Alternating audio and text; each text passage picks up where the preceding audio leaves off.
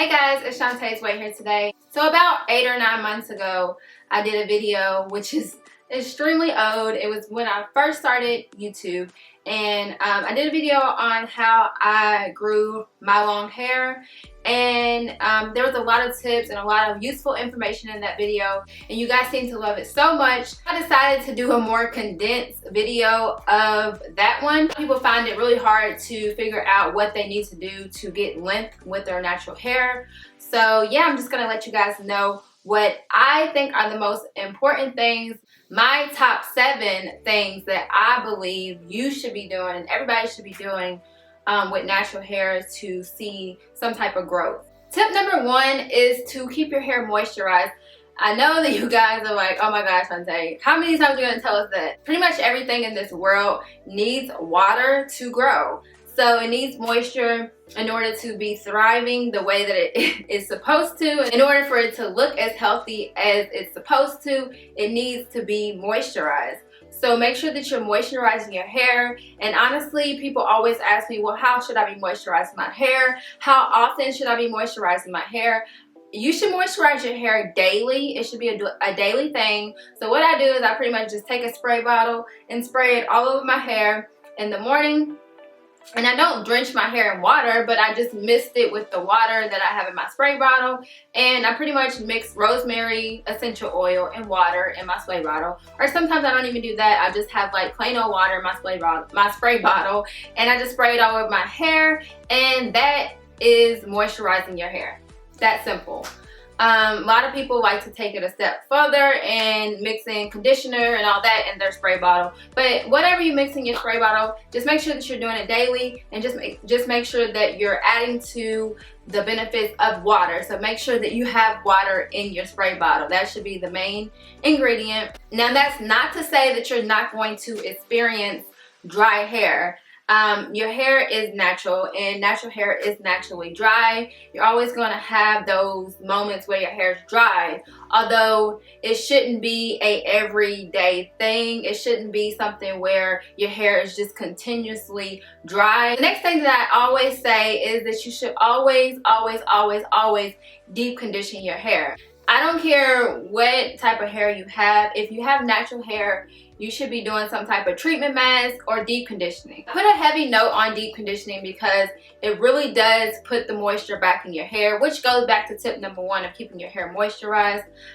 There's so many great benefits to deep conditioning. You can make your own. I normally make my own, but there are some brands out there that has a really good deep conditioner, and you can just find out which one you like and what works for you. My favorite is the Shea Moisture Raw Shea Butter Line Conditioner, Deep Conditioner. I'll insert a picture so you guys can see. I really like that one. I really haven't found any other deep conditioner that works as good as that one. My next tip is to make sure that you're using oils. A lot of people do their whole entire regimen, they do their whole entire routine, and then they just don't seal in the moisture. So that's why they're having problems with keeping their hair moisturized, because after you do everything to your hair, you have to seal it in. So you can't just wash your hair, put the leave-in on, put your products on, and do all of that and then think that your hair is just going to hold your regimen in without you sealing it in. What I like to use as an example is when you're painting your nails. Pretty much you don't just put the paint on and go. You usually put a top coat on to make sure that the style stays longer and make sure that your nails look shiny and nice. So that's a good example to me for your hair. You don't just put the products on and then think that your hair is going to hold them. You have to seal it in, and you have to put the top coat on. Some oils that I love is, of course, coconut oil. I love coconut oil. I don't use it a lot as a sealant because it is super heavy for my hair, but for my daughter's hair, I use it. Sometimes that oil is not heavy enough for her hair, but like for my daughter's hair, I sometimes use it. My DIY growth oil, which I'll put right here, I absolutely love that stuff, and it works wonders. So if you have not checked out that video, make sure that you check out the video. My absolute favorite is jojoba oil because it's not too heavy and it's the closest to our natural oil. The next thing that I recommend that everybody should be doing is scalp massage. When you are massaging your scalp, you're stimulating hair growth. So you want to make sure that you're doing that. I always do scalp massages every single time I wash my hair. Pretty much what I do is I put like Jamaican black castor oil on the paddles of my hand, and I just massage my scalp. Some people recommend that you do it for 30 minutes. Some people recommend that you do it for 10 minutes. You can do it for 2 seconds and it will be beneficial to your hair. So just make sure that you're doing it. Whatever works for you, whatever time amount works for you, then that's fine. One thing that I did want to let you guys know is with curly hair and with natural hair, I've noticed that it expands first, so it gets bigger first and then it droops. So that's what my hairstylist told me when I went to the Diva Curl salon, and I also noticed it too. So your hair expands first and then it just droops out. So normally that's how your hair will grow. So don't think that, oh my god, even I do all these things and I don't even get any growth. Well, your hair may be getting bigger and then it's gonna drop. So that's something that I noticed. Tip number 5 is to eat healthy. You guys already knew that this was gonna be thrown in there somewhere. I think that eating healthy is the most important thing, because if you keep your body on the inside very healthy, and you know, you eat all your nutrients, then it's gonna show on the outside. So that goes for your hair, that goes for your skin, that goes for pretty much everything on your body. If you're struggling on the inside, then it's gonna show on the outside. My next tip is to co-wash over shampoo. Now, some people may be saying, oh no, I don't co-wash, I'm not doing that. But just hear me out.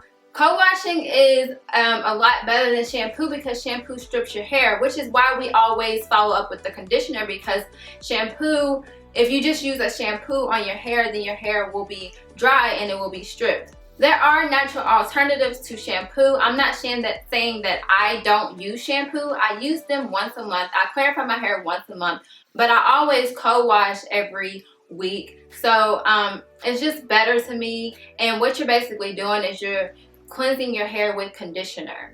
I feel like with everything you should be listening to your hair. So just kind of look at your hair and listen to your hair and see what works for you.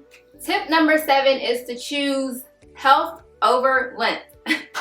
Honestly, this goes for pretty much everybody, because even with my hair being healthy, when I went to the Diva Curl salon to get a cut, she said that I let my ends go way too far.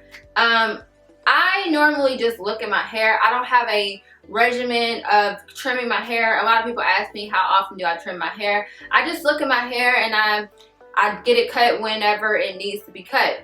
So some people stick to a really strict regimen. They get their hair cut every two months or every month, which, you know, that's fine, but honestly I don't think that it's necessary. I think that you could be cutting off a lot of hair by following a strict schedule of getting your hair trimmed on a monthly basis, because sometimes your hair doesn't even need to be trimmed, or it doesn't even need to be cut.